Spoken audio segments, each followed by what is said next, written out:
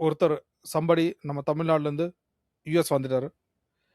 வந்தக்கப்புறம் ஒரு 5 வருஷம் ஒர்க் பண்ணுவார், ஒர்க் விசாவில் இதில் H1B அது இது. அதுக்கப்புறம் கல்யாணம் பண்ணுவார், குழந்தை பிறந்தவங்க. அதுக்கப்புறம் க்ரீன் கார்டு அப்ளை பண்ணிடுவார். அதுக்கப்புறம் என்ன? ஸோ சிட்டிசன்ஷிப் சேஞ்ச் ஆனால் என்ன சேஞ்சஸ் வரும்? அதுக்கப்புறம் இந்த பீப்புள் இப்போ நிறைய பீப்புள் இருக்காங்க ஆல்ரெடி. நிறைய பீப்புள் சப்சிடி எல்லாம் ரிசீவ் பண்ண மாட்டாங்க. அந்த மாதிரி ஆளுங்களுக்கு எல்லாமே என்னது அவங்களோட கண்டிஷன் என்னது? ஸோ இது நம்ம அவர் சொன்ன மாதிரி இல்லை, நம்ம நினச்சிக்கிற மாதிரி அவ்வளோ சிம்பிள் கிடையாது.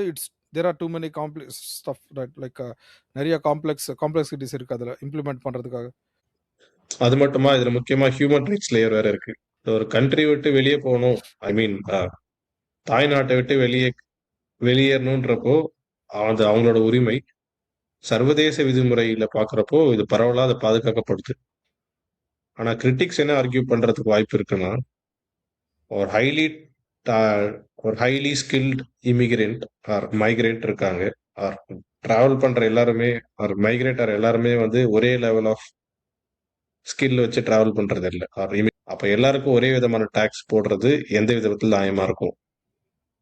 ஆமாம், அது அந்த கான்செப்ட் அதை இல்லை, அந்த டிஸ்கஷன் வந்து based on the old concept.